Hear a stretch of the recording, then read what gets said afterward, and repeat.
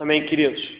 Nosso 12º estudo sobre essa questão de parceria entre homem e mulher, e hoje nós vamos tratar mais uma vez acerca desse tema, homem e mulher, parceiros visando a harmonia no reino de Deus. E aí vamos tratar hoje de um texto como base 1 Coríntios capítulo 14 e Mateus 27, 51. Vamos tratar acerca da distribuição dos dons para homem e mulher e da manifestação desses dons para a edificação do corpo de Cristo, e tanto seja com homem ou com mulher. 1 Coríntios 14, 26 e depois Mateus 27. 1 Coríntios 14, 26 diz assim: que fazer, pois, irmãos, quando vos reunis? Um tem salmo, outro doutrina, este traz revelação, aquele outro outra língua e ainda outra interpretação. Seja tudo feito para edificação. E Mateus 27, 51. Mateus 27, 51. Mateus 27, 51 diz assim: eis que o véu do santuário se rasgou em duas partes, de alto a baixo. Tremeu a terra, fenderam-se as rochas. Esse é o texto de Mateus.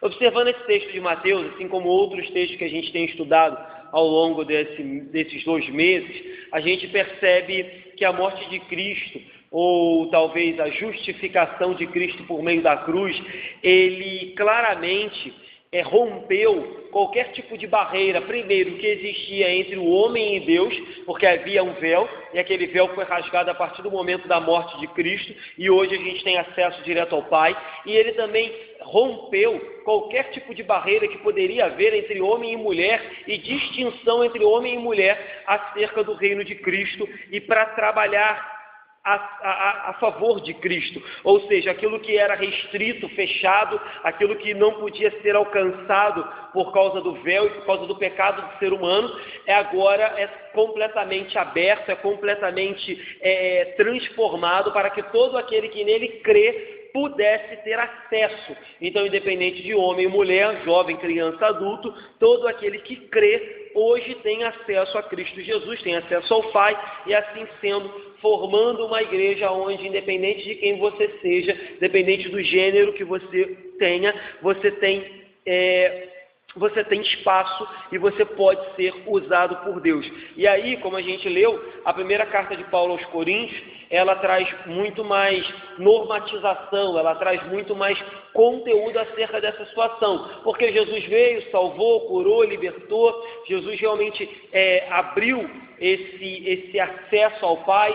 Jesus rompeu essa separação e essa distinção que havia entre homem e mulher, e deu oportunidade a todos que quisessem servi-lo e confessá-lo. Contudo, lá em Corinto é que Paulo vai realmente normatizar, criar normas de como que o serviço cristão e de que como que a utilização dos dons que foram dados por Deus e por intermédio do Espírito Santo deveriam ser utilizados após que o véu se rasgou, e agora nós sabemos que o Espírito habita em todo cristão. E aí o que Paulo vai fazer lá em Corinto? Ele, vendo que a igreja de Corinto estava tendo alguns problemas com relação ao culto, com relação à ordem, com relação à decência, com relação até mesmo a você respeitar o próximo e considerar o próximo até melhor do que você mesmo, Paulo vai dar uma organizada. E aí ele usa uma figura que acredito que quase todo mundo aqui conheça. Ele usa a figura do corpo,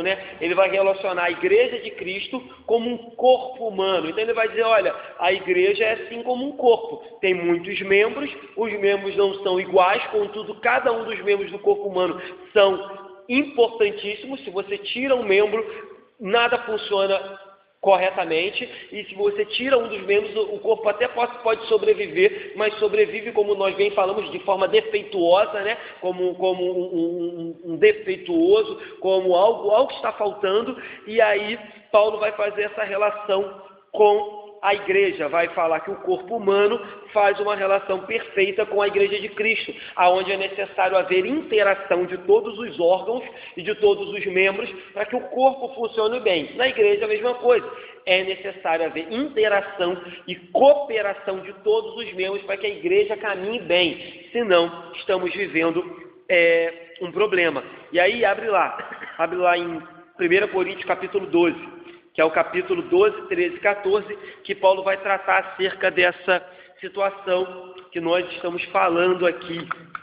Lembrando que há duas quinta-feiras atrás, nós tratamos sobre a descida do Espírito Santo em Pentecostes, capacitando todos os membros da igreja a, agora, pelo poder do Espírito, orar, se santificar, pregar, viver uma vida transformada. Falamos sobre isso. Então, partindo dessa premissa,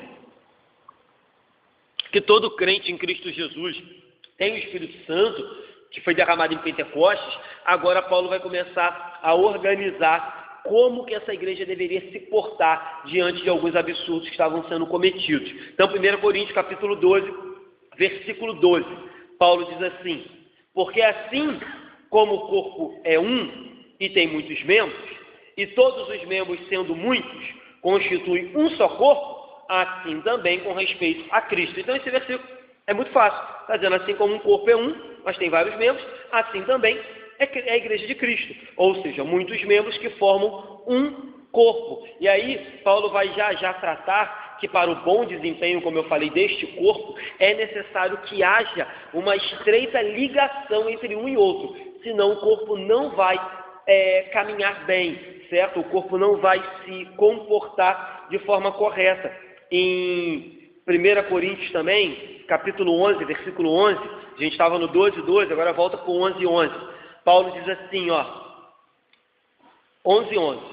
No Senhor, todavia, nem a mulher é independente do homem, nem o homem independente da mulher. Então Paulo está dizendo, vocês dependem um do outro, para que haja um bom relacionamento entre homem e mulher, seja no casamento, seja na igreja, seja no trabalho, seja na sociedade. Vocês têm que entender, a mulher não é independente do homem e o homem não é independente da mulher. Ou seja, se não houver interação, se não houver ligação, se não houver cooperação, se não houver entendimento que diante de Deus somos iguais, não vai haver um bom funcionamento do corpo. E aí, quando a gente volta para o capítulo 12, volta lá no capítulo 12, no versículo 25, olha a beleza desse versículo falando da necessidade de envolvimento de uns com os outros na obra de Deus, para cooperar, contribuir e fazer crescer. 1 Coríntios 12, 25 diz assim: para que não haja divisão no corpo, pelo contrário, cooperem os membros com igual cuidado em favor uns dos outros. Então o que Paulo está dizendo? Olha, eu estou dando todo esse alerta que eu estou dando no capítulo 12, eu estou normatizando toda a ordem, decência e maneira de se portar no culto, para que não aconteça o seguinte, para que não haja divisão. Pelo contrário, ele diz, cooperem os membros com igual cuidado em favor uns dos outros. Ou seja, o interesse do culto, o interesse do ajuntamento da igreja de Cristo é que uns cooperem com os outros de forma que não haja divisão, de forma que não haja concorrência, mas que todas as coisas cooperem para o bem daqueles que amam a Deus e que um culto de verdade, né, queridos, seja oferecido ao Deus Todo-Poderoso. O problema é que hoje nós perdemos um pouco dessa noção de que um culto é um culto ofertado, oferecido a uma divindade, no nosso caso, ao Deus Trino Todo-Poderoso, Pai, Filho e Espírito Santo. Então, quando as pessoas vêm para a igreja achando que o culto é para elas receber bênção, para elas ouvir uma música boa, para elas ouvir uma palavra de animação e de conforto. Quando elas pensam isso, acontece que começa a haver uma divisão e uma concorrência no culto, entendeu? Então, a gente começa a disputar quem tem mais destaque, quem tem mais posição, quem aparece mais no culto, porque as pessoas acham que o culto é para elas. Mas quando toda a igreja entende que o culto é uma união de membros, de um só corpo, prestando um culto a Deus, e que na sua infinita misericórdia Ele nos responde com bênção, com louvor, com uma palavra poderosa, com cura, com conversão, mas tudo isso é resposta de algo que a gente está dando a Ele, as coisas ficam melhores. O problema é que as pessoas às vezes vêm para o culto achando que é o meu culto, Ah, eu vou para o meu culto. Não é. Nós viemos aqui prestar um culto. E você não presta culto sozinho. Você presta culto em comunidade. Você presta culto em conjunto com os irmãos. Então, por isso que é muito importante que todos participem e todos venham com esse propósito. Eu vou prestar um culto. E se na graça de Deus, pela sua infinita misericórdia, Ele me devolver 20 bênçãos naquele culto, ele me agraciar naquele culto, amém. Contudo, o culto é para Ele. E eu vou lá para dar a minha parte, para somar com os meus irmãos que estão lá, a minha parte no culto. Por isso que às vezes a gente é chato com isso, mas as pessoas acham que é só chatice do pastor, de querer insistir que o ideal é que os irmãos procurem faltar o mínimo possível ao culto. Ah, pastor, porque o culto não vai acontecer? Não, o culto vai acontecer. Mas pense comigo, se Deus estabeleceu um número de pessoas para frequentar essa igreja, sei lá quantos são hoje, mas Deus sabe o número certo, Deus tem por propósito que essas pessoas que fazem parte dessa igreja se reúnam aqui nos momentos de culto, de adoração, para prestar culto juntos, certo? Porque se não fosse do propósito de Deus que a nossa igreja se reunisse para prestar culto junto, Deus levaria a gente para outra igreja, queridos. Então, ainda que eu entenda que nem todo mundo pode estar sempre junto, nem todo mundo pode vir a todas as atividades, o ideal é sim que pelo menos no domingo, prioritariamente, a gente abra a mão dos nossos afazeres e venha para a igreja, porque se foi aqui que Deus te colocou, se foi aqui que Deus tem te mantido, é aqui que Deus quer você no culto de domingo, para que você, junto com todo o restante da igreja, preste um culto agradável a Ele. Então isso é muito importante que a gente entenda. Infelizmente hoje as pessoas estão vindo para o culto achando que é o culto delas, certo? E aí no dia que eles falam, hoje eu não estou afim, eu não vou, porque não compreendem a noção de corpo. Olha, hoje eu estou extremamente cansado, hoje eu estou até desanimado, hoje eu estou mal, mas é o corpo. O meu corpo vai estar lá, os meus irmãos, o restante dos membros vão estar lá. E eu quero estar junto com os meus irmãos. Então esse tem que ser o pensamento. Mas infelizmente, hoje eu não estou bem não, o culto é meu, então não vou deixar de prestar o meu culto. Isso é complicado. Voltando para 1 Coríntios capítulo 12, você percebe no versículo 17 assim. 1 Coríntios 12, 17.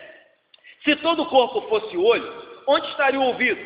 Se todo fosse ouvido, onde o olfato estaria, né? Eu estou aqui completando o versículo de Paulo. Então, o que Paulo está dizendo? Queridos, ainda que nem todos sejam cantores, ainda que nem todos toquem instrumentos, ainda que nem todos preguem, ainda que nem todos façam a direção do culto, todos os membros da igreja são importantes. Todos os membros da igreja têm o seu papel e o seu lugar na hora do culto. Porque, de novo, repito, se assim não fosse, não teria por que Cristo nos reunir na igreja congregacional de Andorinhas. Então, ainda que nem todo mundo é olho, nem todo mundo é ouvido, porque o próprio apóstolo Paulo diz, olha, se todo mundo fosse ouvido, o olfato estaria onde, certo? Então, se todo mundo fosse cantor, se todo mundo fosse pregador, onde estaria o restante do corpo? Já Paulo vai falar, olha, se todo mundo for uma coisa só, não é corpo, é uma aberração, é algo estranho. Então, essa é a palavra de Paulo. Aí logo em seguida, para completar isso, olha o que Paulo diz no versículo 18, para informar que todos devem participar do culto, todos devem prestar um culto unidos a Deus. 18 melhor. Mas Deus dispôs os membros, colocando cada um deles no corpo como lhe aprouve. Então, se ocupamos hoje um lugar no corpo de Cristo, é porque Deus nos colocou ali e aprove a Ele nos colocar, porque Ele sabia que aquele lugar era nosso e que aquele lugar seria importante no desenvolvimento do corpo para a prestação do culto. Então, com isso, só ratificando, com isso, eu não estou dizendo que você não presta um culto, não é isso que eu estou dizendo. Não estou dizendo que, em segunda instância, você não vem aqui prestar o seu culto a Deus. Você até pode, em segunda instância, prestar o seu culto a Deus, a sua adoração. Mas a prioridade de Deus é o culto coletivo, é o culto do corpo, né? Porque Deus olha para nós como um corpo em Cristo Jesus. Então, não estou dizendo que você não possa prestar o seu culto, só estou dizendo que você deve sempre submeter a sua vida ao culto coletivo e ao bem-estar da igreja, certo? E ao bem-estar do corpo como um todo. E aí, dentro desse tema de corpo, de bem-estar, de culto, de divisão, de ordem, de essência, Paulo vai tratar um pouco acerca dos dons que Deus deu para que fossem manifestados no culto e edificar a sua igreja e conduzir a sua igreja. Primeiro texto que eu queria ler, 1 Coríntios 12, versículo 1. Paulo começa dizendo assim, 1 Coríntios 12, 1. A respeito dos dons espirituais, não quero, irmãos, que sejais ignorantes. Então ele dá um primeiro alerta dizendo, olha, eu não quero que vocês sejam ignorantes com relação aos dons espirituais. Aí mais na frente, ele vai falar um pouquinho dos dons. Ele vai falar a partir do versículo 8, que existe a palavra de sabedoria, a palavra de conhecimento. Ele vai dizer que existe o dom da fé, o dom de cura, operação de milagres, profecia, discernimento, espírito, variedade de línguas, interpretação. Então ele vai citar aqui quais são esses dons. E lá no capítulo 14,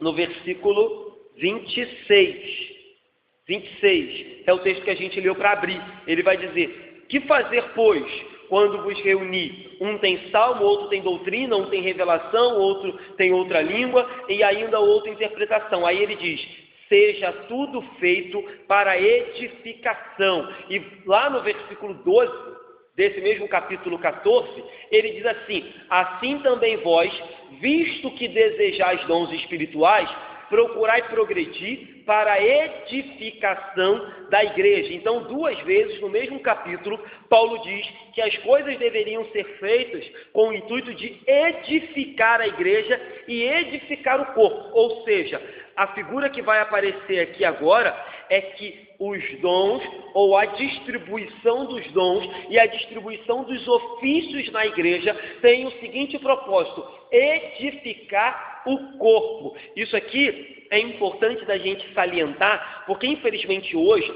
lamentavelmente, muitos buscam ou têm interesse em dons ou em cargos eclesiásticos somente com o propósito de promoção pessoal, de aparecer, de se auto-vangloriar, enfim, de promoção pessoal mesmo. E aí acontece que o cargo eclesiástico, ou o dom, ou o ofício, ou a capacidade dada por Deus, ela passa a ser distorcida em uso próprio, em benefício próprio, em exaltação própria, enquanto o corpo como um todo não é edificado. Então cada um só olha para si, buscando aquilo que é do seu maior interesse e não percebe que os dons, os talentos, a capacidade, os ofícios, o chamado de Deus para os membros da igreja são para que uns abençoem os outros e edifiquem os outros, e não para interesse próprio. E aí o que acontece? Quando o interesse é meu,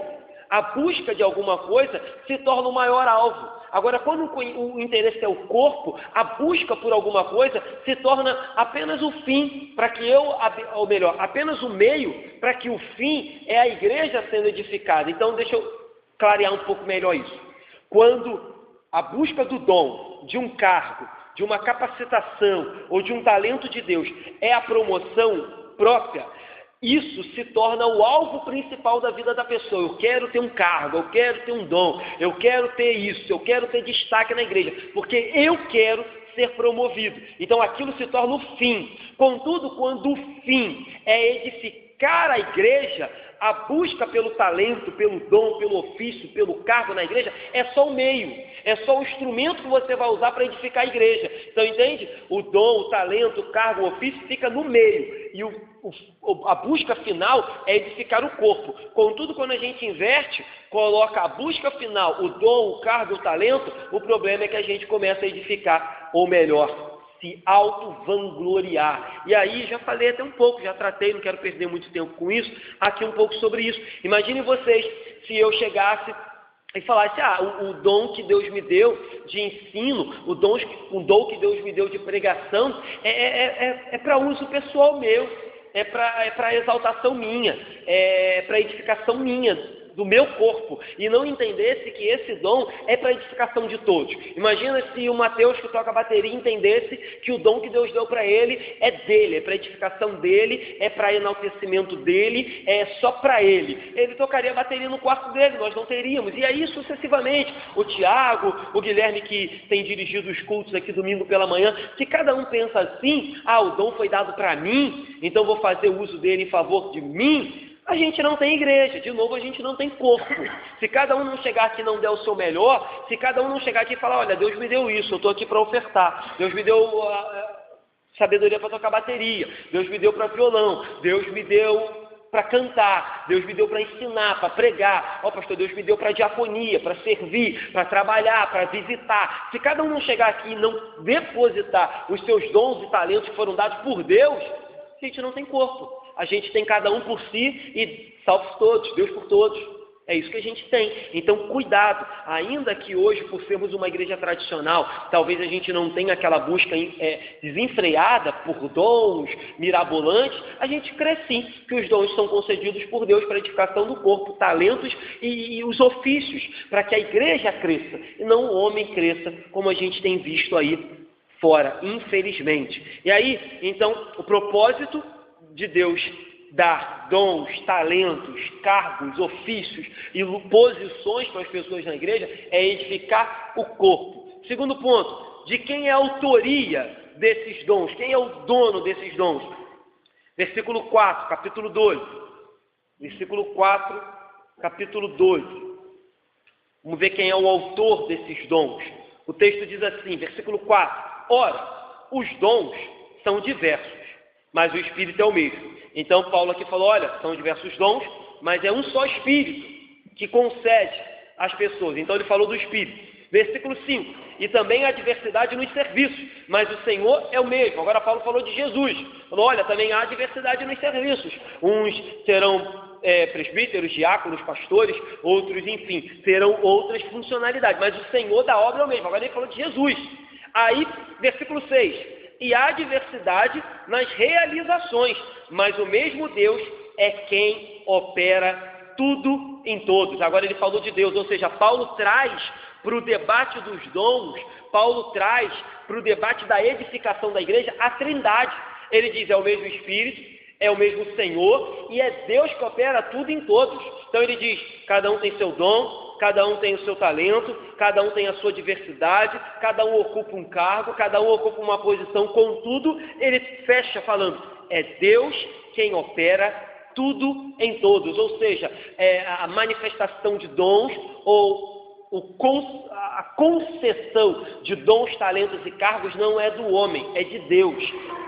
E aí, por exemplo, ainda que como igreja, nós aqui hoje tenhamos a autoridade dada por Deus para eleger pastores, presbíteros e diáconos, o que a gente está fazendo, e aí, se eu não me engano, eu não sei se é o nosso estatuto congregacional como um todo, ou se é um livro nosso, congregacional, fala até isso, que a assembleia congregacional, ainda que ela seja soberana em votar, eleger, destituir, escolher pastor, diácono, presbítero e outras funções, ela deveria, no fundo, só confirmar aquilo que Deus já atestou do céu.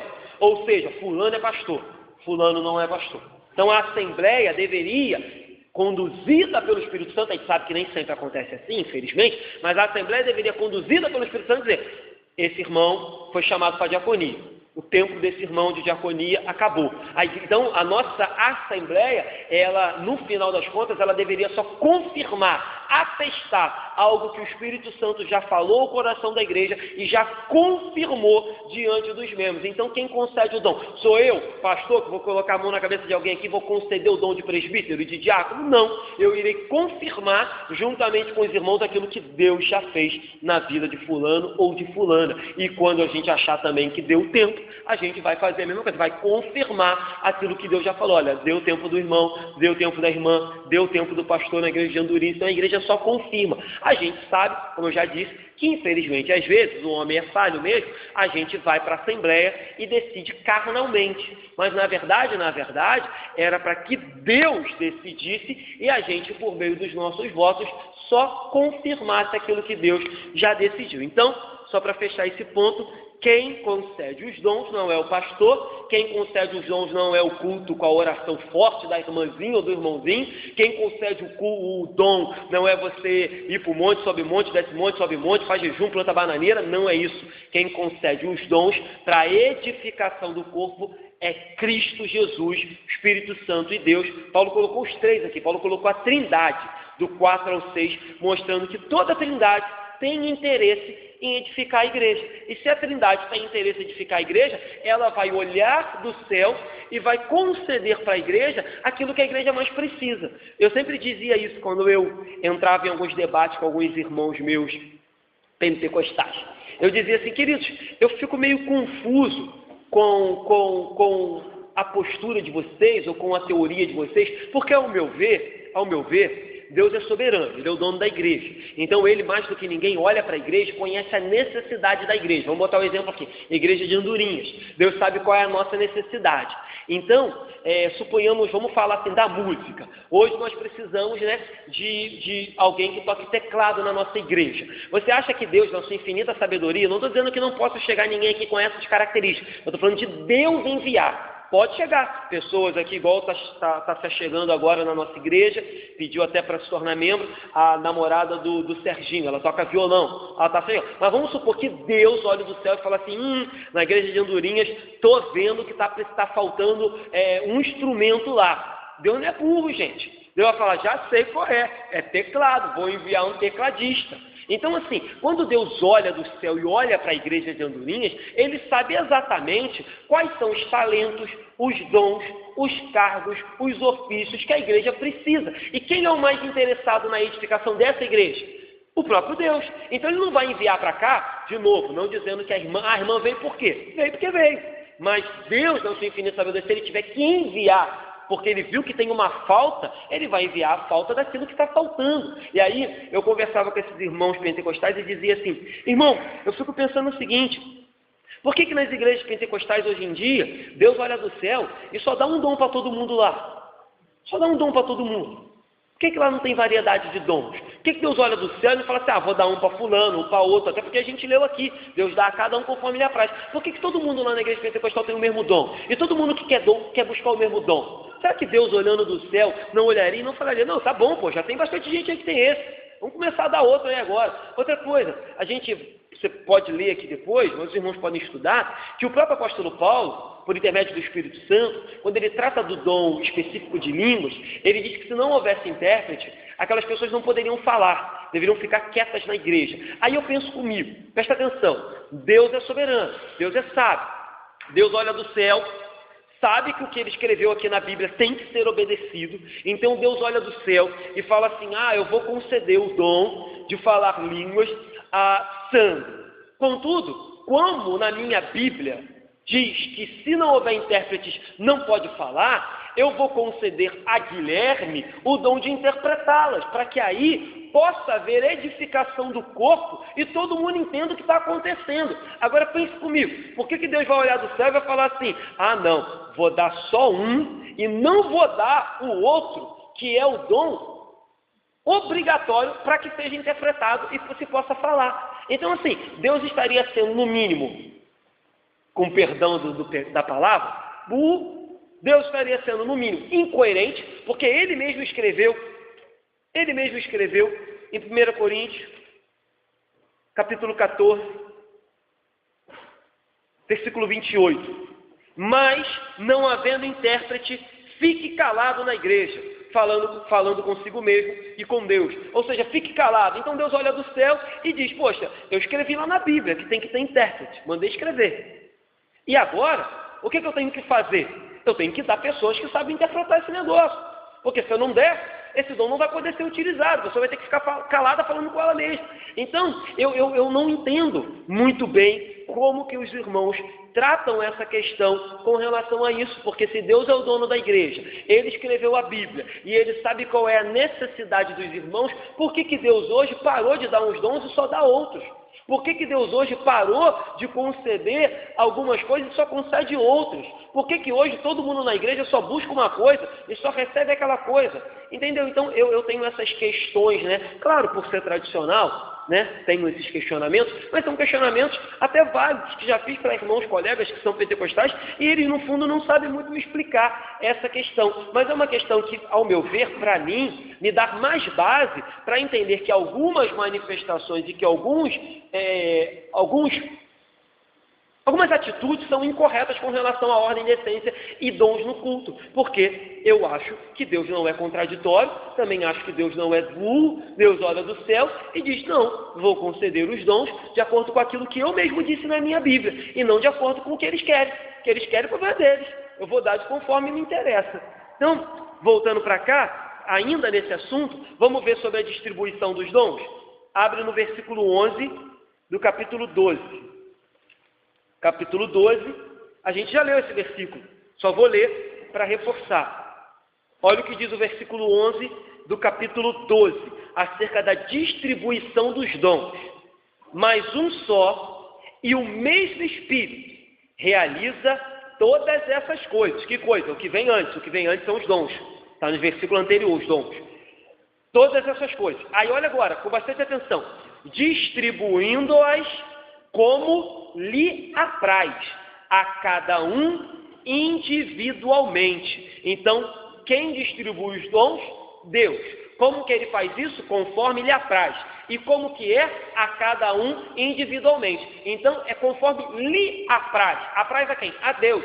É conforme ele bem entende. E não conforme a gente quer. Ah, Deus, eu queria tanto alguém aqui na igreja com esse dom. Ah, eu queria tanto ter aquele dom. A Bíblia até diz que nós podemos orar e pedir os dons. Contudo, quando o apóstolo Paulo acaba de falar isso, ele diz, contudo, procurai o melhor. E aí ele vem falando do amor, que é o capítulo 13, que está entre o 12 e o 14, né? Paulo coloca o dom do amor e vai dizer, olha, não adianta de nada ter todos os dons, profecia, revelação, sabedoria, se não tiver amor, não adianta de nada. Então Paulo, quando entra nesse mérito de buscar alguma coisa, ele diz, buscai todavia o amor, que superabunda ou supera todas essas coisas. Então, independente de raça, língua, sexo, posição social, pastor, diácono, membro, os dons são distribuídos de acordo com Deus e não de acordo com aquilo que a gente faz ou deixa de fazer. Então, isso nivela pastor, nivela membro, nivela homem,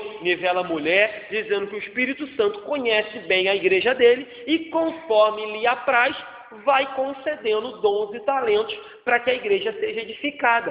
Então, conforme eu disse, acho que o mais interessado na igreja é a Trindade, o mais interessado na igreja é Deus, e Deus, dispondo de todos os dons na sua mão, ele tem todos os dons em suas mãos, quando ele olha para a igreja de Andorinhas, quando ele olha para a igreja de Niterói, ele vai dispensar dons, talentos e ofícios de acordo com a sua vontade. Ah, pastor, isso é sempre assim? Não, posso dar um exemplo aqui, por exemplo, que a gente sabe que às vezes os homens erram mesmo, independente de Deus ser o dono da igreja, a gente também tem nossa responsabilidade. Um exemplo disso, igrejas como a do Barreto, que tem 6 pastores, você acha, com toda certeza, ou melhor, com toda razão, a não ser que a igreja tivesse 1000 membros, mas você acha que uma igreja que tem em torno de 200 membros tem necessidade de ter 6 pastores sentados no banco? Não tem.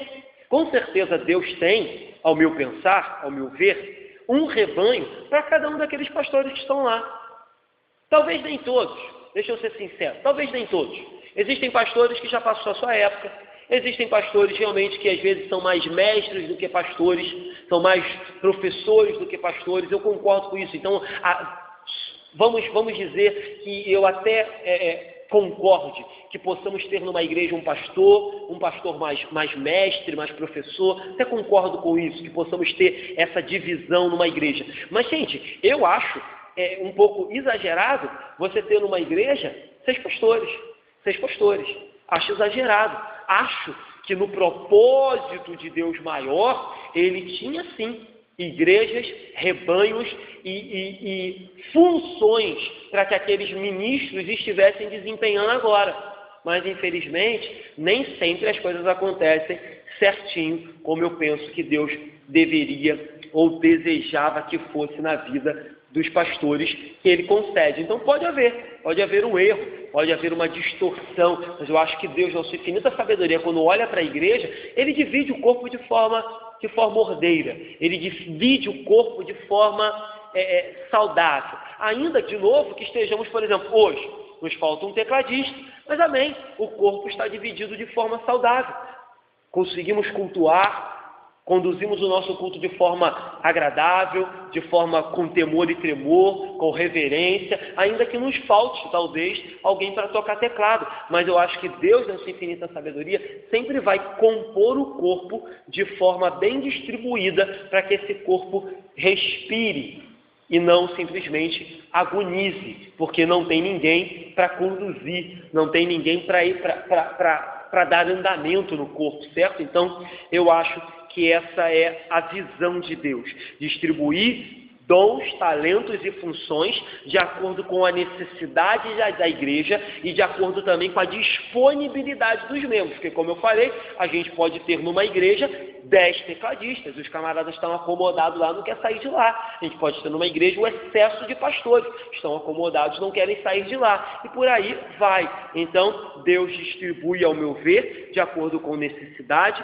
e de acordo com disponibilidade. Deus providencia sempre aquilo que a sua igreja precisa. Eu estou falando, alguém quer falar?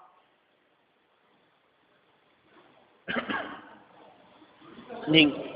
Pode falar. Línguas se falam muito, mas os intérpretes, a gente não vê dizer que tem uma igreja para entender. É o que eu acabei de falar aqui. O intuito hoje, meu, não é nem debater muito a fundo isso, mas acho que já debatemos isso a fundo um dia na escola dominical, mas depois podemos trazer esse assunto de novo para tratar. Mas isso que você falou é um dos argumentos que eu tenho acerca desse dom, e mais um dos argumentos que comprova que, às vezes, também não posso generalizar, que a maioria dessas manifestações são, no mínimo, estranhas. No mínimo, estranhas, certo? Vamos lá. Agora, diversificação nos dons. A gente já leu o texto 1 Coríntios 12, do 4 a 6, quando diz assim: os dons são diversos. Então a ideia aqui é só mostrar que a diversificação dentro da igreja, ela é saudável, ela é boa, ela é bíblica, ela é necessária. Então, a diversificação é boa. Então, até mesmo, queridos, é claro que até foi algo que eu tentei fazer aqui no início, quando eu vim aqui para a igreja. É claro que no ideal, até a Bíblia mesmo fala isso, que nós devemos procurar pensar sempre a mesma coisa, e eu até falei sobre isso, que com relação a questões básicas, por exemplo, Cristo é o único Salvador, a salvação é pela graça, a Trindade é bíblica, por exemplo, existe céu e inferno, existe pecado. Com relação a coisas básicas, a gente não pode divergir, porque se a gente diverge, a gente encai, né? a gente se enrola, a gente desce ladeira rumo a uma heresia, e heresia não é coisa de crente. Contudo, dentro de uma igreja, ainda que a gente, como congregacionais, tenha uma doutrina básica, ainda que eu, como pastor, tenha um pensamento, até mesmo a diversidade dentro da igreja, dentro até mesmo de alguns pensamentos, desde que não sejam pensamentos heréticos, são vários, são saudáveis, porque se todo mundo pensa também igual um robô, se todo mundo também, né, isso até é preocupante, eu falo isso sem nenhum medo de estar falando, isso é até preocupante, porque quando uma igreja não pensa, quando uma igreja não lê, quando uma igreja não questiona, quando uma igreja não busca o Espírito Santo para confirmar aquilo que é falado, ela se torna extremamente manipulável e ela se torna fantoche na mão de um ditador, de um pastor, que se diz pastor, mas na verdade é um ditador. Então, ainda que a gente tenha pilares que não podem ser removidos, pilares onde a gente diz que o casamento é heterossexual, o adultério é pecado, o aborto é um absurdo, ou seja, a gente tem pilares, coisas que a gente não abre mão, que a gente tem como verdade absoluta. Ainda que a gente tenha isso, a diversidade dentro da igreja, a pluralidade, a diferença dentro da igreja é saudável, pessoas que gostem de estilos musicais diferentes, que gostem de literatura diferente, que tenham visões políticas diferentes, que tenham, enfim, visões de mundo um pouco diferentes. Isso também traz, acrescenta, como é que eu vou dizer, riquezas, conhecimento à igreja. Claro, tudo isso tem que passar pelo filtro e pela peneira do Evangelho. Se passa pela peneira do Evangelho, se passa pela peneira da Bíblia, a gente tem que também saber aceitar e conviver com as diferenças. Sabe? Então, dando um exemplo, de pouco tempo atrás, mas infelizmente hoje em alguns lugares ainda acontece, chegou-se um tempo onde as pessoas acharam por bem, como é que eu vou te falar? Normatizar, fazer uma norma, ou até mesmo obrigar o estilo de roupa que as pessoas deveriam se vestir.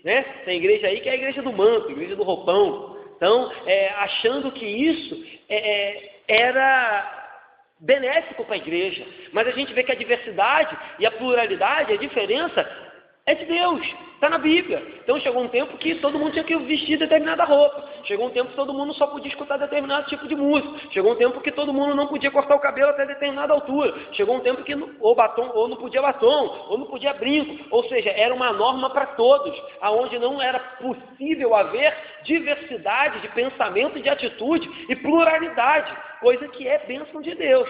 Tudo tem limite? Tudo tem limite. Tem limite na roupa, tem limite no que você ouve, tem limite no que você escuta, tudo tem limite. Contudo, diversidade é bênção, senão a gente deixa de ser corpo formado por pessoas diferentes, vira uma seita, onde todo mundo é igual, todo mundo é robô, todo mundo é idêntico e não é mais corpo. Virou um grande, grande olho, como Paulo diz, todo mundo é olho? Todo mundo é orelha? Não é.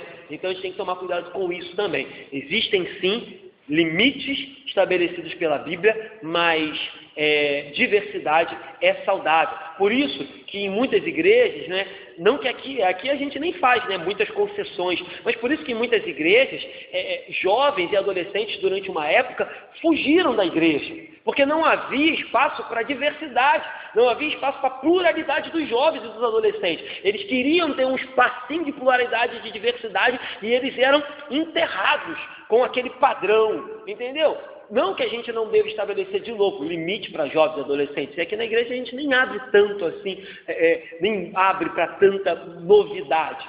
Mas chegou uma época que nenhum jovem, nenhum adolescente queria fazer parte da igreja. Por quê? Existia um padrão estabelecido e obrigatório que deveria ser cumprido. Graças a Deus, com o passar do tempo, as coisas foram mudando. Então, os dons são diversos. E aí eu amplio isso. Os dons são diversos, os talentos são diversos, as pessoas são diversas, as personalidades são diversas, a maneira de pensar, a criação que você teve, a educação que você teve, tudo isso é diverso.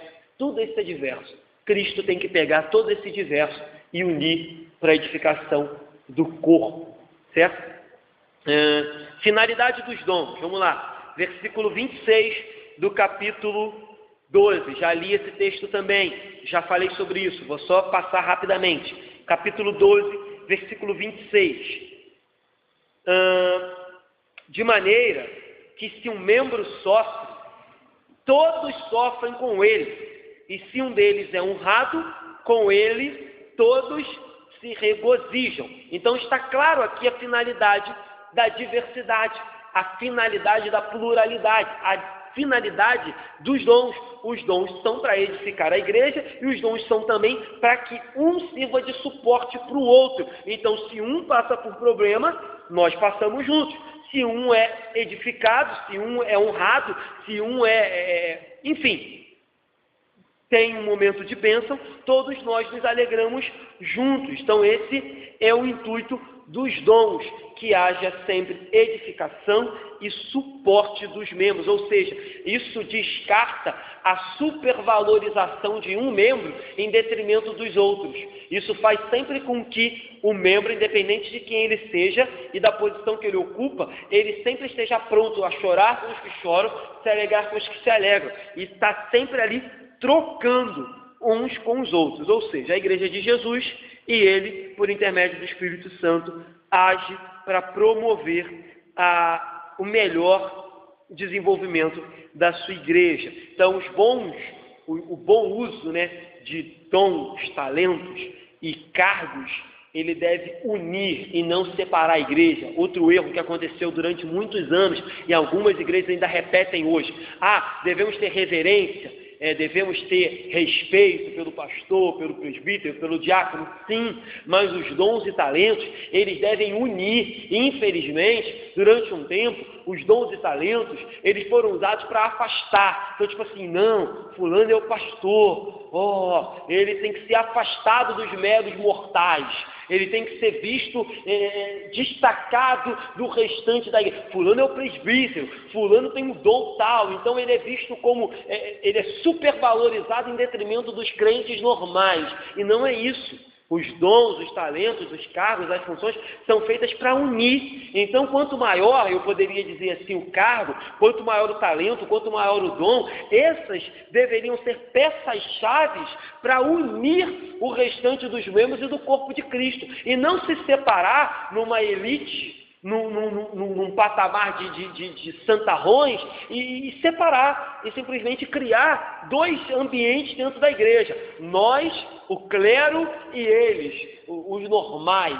Isso não pode acontecer. Infelizmente aconteceu durante muitos anos na Igreja Católica, e hoje ainda se repete em algumas igrejas evangélicas, onde algumas pessoas usam dos seus dons e talentos e posições na igreja para se afastar e se colocar num pedestal, e a igreja abaixo deles. Não, verdadeiro pastor, verdadeiro presbítero, verdadeiro diácono, alguém que tem dom de verdade, ele vai entender que o seu dom deve unir e não separar a igreja. Ele vai entender que o seu dom deve servir e não se beneficiar da igreja, certo? Então o propósito é esse: cooperação, edificação e unir a igreja. Isso está lá.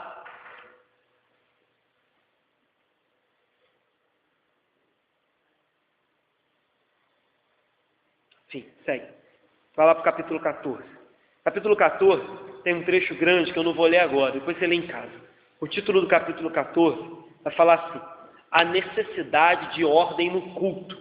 Então Paulo vai dizer que um fator muito importante no culto, além dos dons, dos talentos, dos cargos e da posição que cada um ocupa, existe necessidade de haver ordem. E aí Paulo aqui vai tratar de alguns dons e de como que deveria ser a ordem do culto, a decência no culto, o andamento do culto. Então Paulo vai dizer: olha, o culto não é apenas um ajuntamento, ele é um ajuntamento santo. Ele é um ajuntamento que busca exaltar, bem dizer e prestar um culto a Deus.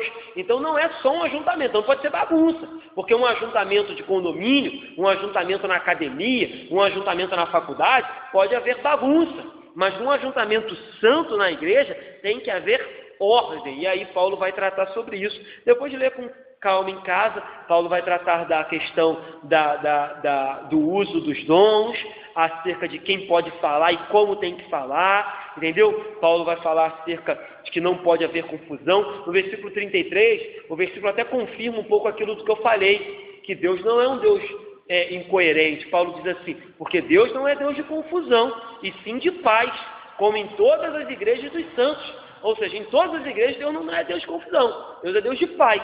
Então, se ele estabelecer uma igreja, se ele estabelecer um culto, ele vai trazer ordem e decência para esse culto. Ele vai trazer dons e talentos para conduzir esse culto. Então, ele vai dizer isso. Infelizmente, hoje, os cultos em algumas igrejas têm tomado outro rumo. Por quê? Para agradar ao pastor, para agradar aos membros, para agradar a membresia, para agradar o ouvido daqueles que entram pelo culto e não querem ser ofendidos, não querem ser exortados, não querem ser repreendidos. Então, infelizmente, hoje, perdeu-se a noção de ordem e decência, porque o culto é santo e é para Deus, e perdemos a noção disso e hoje o que se percebe são cultos em favor do homem, não em favor de Deus. Então, se canta aquilo que é bom aos ouvidos, se prega aquilo que é bom aos ouvidos, se ora e se pede aquilo que é bom aos ouvidos, e por aí vai, certo? É até questão mesmo da liturgia, né? Percebemos igrejas que têm 1 hora de louvor, nada contra. Se a igreja tem dom para isso, né? Tem grupos suficientes para isso, 1 hora de louvor, mas quando chega no momento da palavra é 25 minutos. 25 minutos. Eu tenho uma igreja que de vez em quando eu visito em Campo Grande, que eu gosto muito do pastor, o culto lá tem quase 50 minutos de louvor, quase 1 hora. Eles lá são músicos profissionais. Contudo, quando vai para a pregação, é 1h15, 1h20. 1h15, 1h20. Pode procurar as pregações do Bessa lá na internet, que vocês vão ver quanto tempo que leva. Então, existe uma proporção entre adoração e palavra. Existe uma tentativa de equilíbrio entre aquilo que vai acontecendo no culto. Mas hoje, infelizmente, o que percebemos são momentos de testemunho, momentos de falar da vida pessoal, momentos de pedir oferta, momentos de fazer campanha, momentos de dança, de teatro, de música, tem momentos para tudo.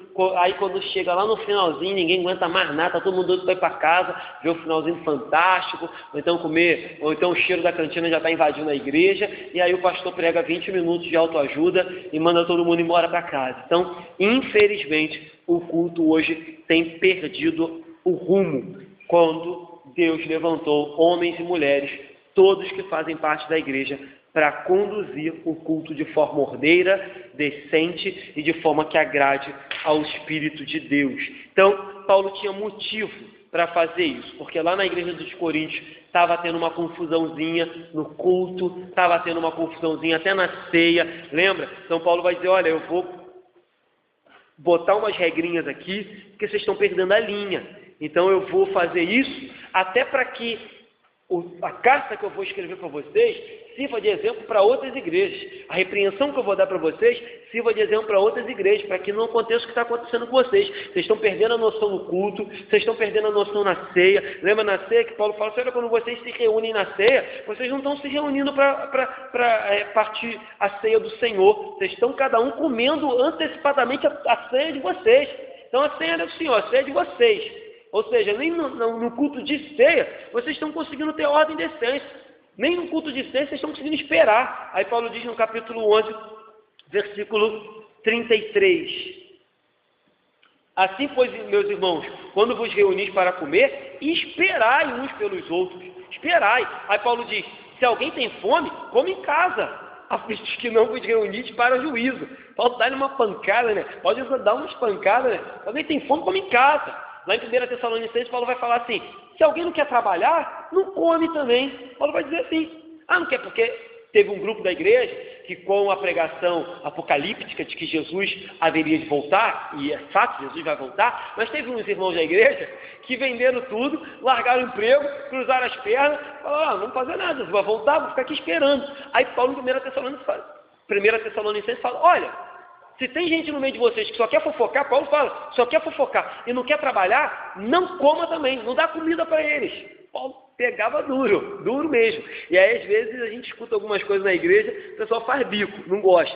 Mas então, a ceia do Senhor, o culto do Senhor, tudo que a gente faz para o Senhor deve ser feito de forma íntima, de forma unida, de forma ordeira, de forma com temor, com tremor, com oração, com devoção, com santidade.